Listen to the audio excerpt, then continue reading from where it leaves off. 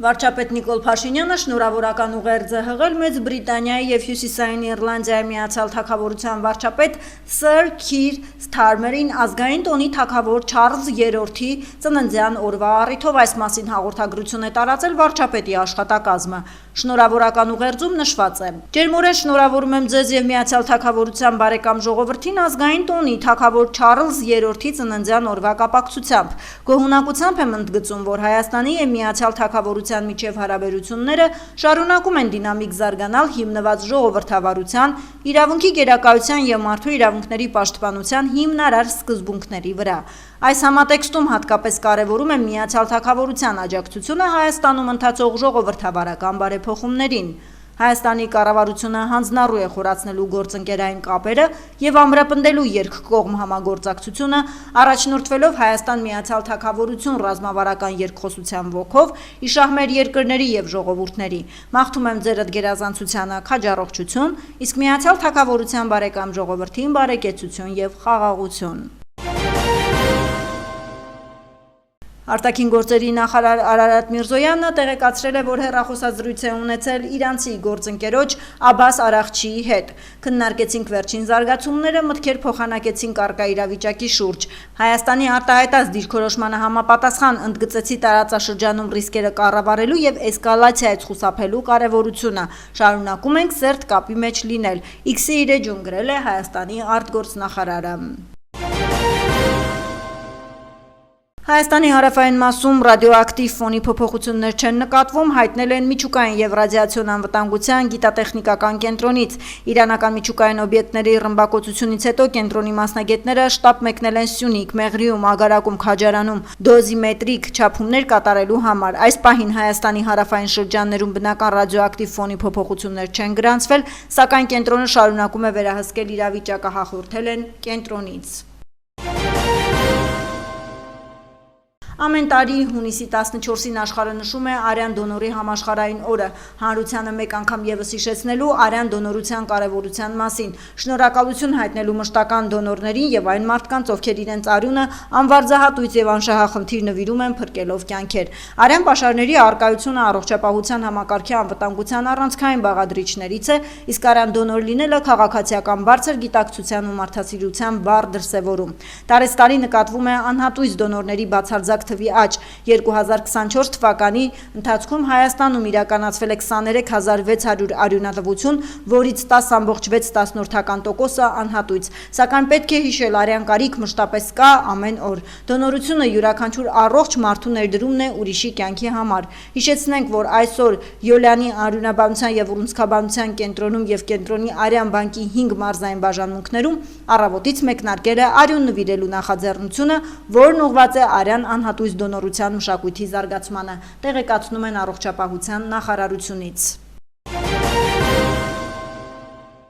Աղավնաձոր բնակավայրում հիմնանորոգվել են ներհամայնքային ճանապարհներ, Մարմարիկում վերանորոգվել է վարչական շենք, իսկ Մեղրաձորում կառուցվել է խաղադաշտ։ Պետական բյուջեով եւ կառավարության սուբվենցիոն ծրագրերով Կոտայքի մարզի համայնքներում իրականացվող աշխատանքները դիտարկելու նպատակով մարզպետ Ահարոն Սահակյանը, ազգային ժողովի պատգամավոր Վաղարշակ Հակոբյանի, Ծաղկաձորի խոշորացված համայնքի ղեկավար Նարեկ Հարությունյանի, մարզպետի խորհրդական Ստեփան Բաղդասարյանի եւ վարչական ղեկավարների հետ շրջայց է կատարել Ծաղկաձոր համայնքի Աղավնաձոր, Մարմարիկ, Մեղրաձոր բնակավայրեր։ Այցի առաջին կանգառը Աղավնաձոր բնակավայրն է եղել։ Այստեղ կառավարության 2024 թվականի սուբվենցիոն ծրագրով իրականացվում են 4-րդ փողոցի շուրջ 1200 մետր երկարությամբ ճանապարհահատվածի հիմնանորոգման աշխատանքներ։ Շահած ծրագրի արժեքը շուրջ 89 միլիոն դրամ է։ Նշված հատվածում շուրջ 40 տարի որևէ աշխատանք չի իրականացվել։ Կառավարության սուբվենցիոն ծրագրով Աղավնաձորում իրականացվում են նաև 3-րդ փողոցի կոյուղու համակարգի կառուցման աշխատանքներ։ Շուրջ 58 միլիոն դրամ արժողությամբ ծրագրի շրջանակում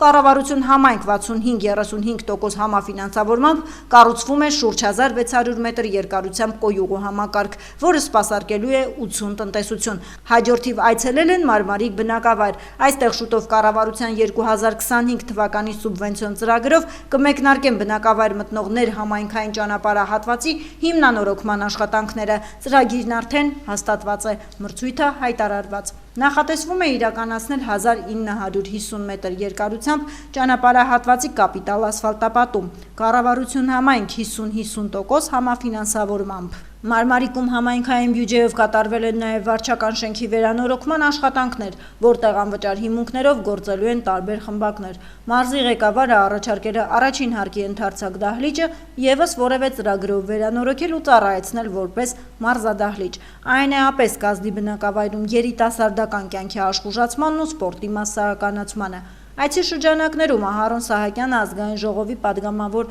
Վաղարշակ Հակոբյանի հետ եղել են նաև Մեղրաձոր բնակավայրում։ Այստեղ էլ Հայաստանի ֆուտբոլի ֆեդերացիայի եւ Ծաղկաձորի համայնքապետարանի համագործակցությամբ կառուցվել եւ արդեն շահագործման է հանձնվել նոր ֆուտբոլի խաղադաշտը։ Բոլոր բնակավայրերում մարզպետը անհատական եւ չնախատեսված հանդիպումներ է ունեցել նաև բնակիչների հետ, լսել նրանց ուզող հարցերը։ Բնակիչները ներկայացրել են ոռոգման ջրի խնդիրը։ Մարզպետն առաջարկել է խնդրի լուծման ուղղված մեխանիզմներ մշակել, որոնք առաջիկայում կքննարկվեն եւ հարցը կլուծվի։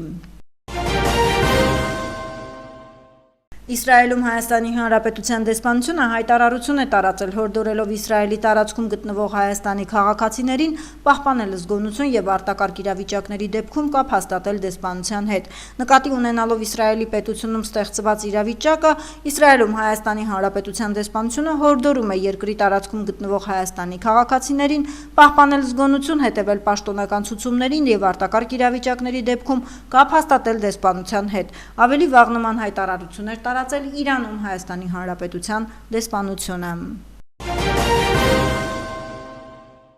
Ամփոփելով իրանական կողմից Իսրայելին հարվածների անցած գիշերը, պետք է նշել, որ իրանական կողմը պատասխան վրիժառական գործողության ընթացքում 5 հիմնական ալիքով ցամաքային եւ ծովից հրթիռային հարվածներ է հասցրել Իսրայելի գրեթե ողջ տարածքին։ Զուգահեռաբար գործել են իրանական անօդաչու թռչող սարքերը, որոնց միջոցով հարձակումը եղել է Իրանի եւ Եմենի տարածքներից։ Խստագույն գրաքննության պայմաններում իսրայելական կողմը ոչ մի տեղեկատվություն չի տարածում ռազմական նշանակության ենթակառուցվածքների խոցման մասին, սակայն պաշտոնապես չի էլ հերքում, որ նման խոցումներ եղել են։ Իսրայելական կողմից տարածվում են բացառապես քաղաքացիական ենթակառուցվածքին հարվածների հետևանքով պատճառված վնասների կադրեր։ Իսրայելն ունեցել է իր պատմության ամենածանր գիշերներից մեկը, եթե ոչ ամենածանրը, նշում են լրատվամիջոցները։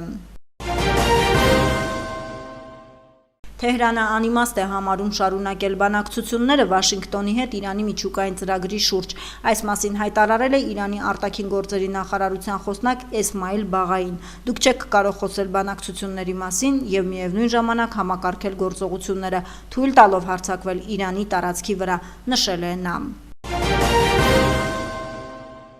Իսրայելի եւ Իրանի միջև լարվածությամբ պայմանավորված շարունակվում են չեղարկվել դեպի Հայաստան եւ Երևանից որոշ չվերթներ։ Armenpress-ի փոխանցմամբ հունիսի 14-ին չեղարկվել են Երևանից դեպի Շարժա եւ Աբու Դաբի Air Arabia ավիաընկերության չվերթները։ Air Arabian չեղարկել է նաեւ Շարժայից եւ Աբու Դաբիից հակառակ ուղղությամբ չվերթները։ Fly Dubai ավիաընկերությունը չեղարկել է Դուբայից դեպի Երևան չվերթը։ Կրթության, գիտության, մշակույթի եւ սպորտի նախարարության հայտարարած մշակութային կրթության տարվա շրջանակում անցկացվել է մշակութային վերջին զանգ մրցույթը։ Կրթության, գիտության, մշակույթի եւ սպորտի նախարարի հրամանով հաստատված մշակութային վերջին զանգ միջոցառումների մրցութային հանձնաժողովը ամփոփել է արդյունքները։ Ժյուրիի գնահատման հիման վրա յուրաքանչյուր մարզում, ինչպես նաեւ մայրաքաղաքում հաղթող է ճանաչվել 2 դպրոց։ Տեղեկացնում են, որ Կոտայքի մարզից հաղթող են ճանաչվել Հրազդանի Վիլյամ Սարոյանի անվան թիվ 11 հիմնական եւ Բալահովիտի միջնակարգ դպրոցները։ Հնդկաստանի Ահմադաբադում Air India-ի ինքնաթիռի վթարի հետևանքով զոհերի թիվը հասել է 274-ի, հայտնում է հնդկական NDTV հեռուստաալիքը։ Հիշեցնենք, որ Հնդկաստանի արևմտյան Ահմեդաբադ քաղաքի օդանավակայանի մոտակայքում ինքնաթիռ է կործանվել։ Ըստ Times of India-ի Air India ավիաընկերության Boeing 787 ինքնաթիռում եղել է 290 ուղևոր։ Այն ուղևորվում էր դեպի Մեծ Բրիտանիայի մայրաքաղաք Լոնդոն։ Հիդրոթերապևտաբանության եւ մոնիտորինգի կենտրոնից հայտնում են հանրապետության տարածքում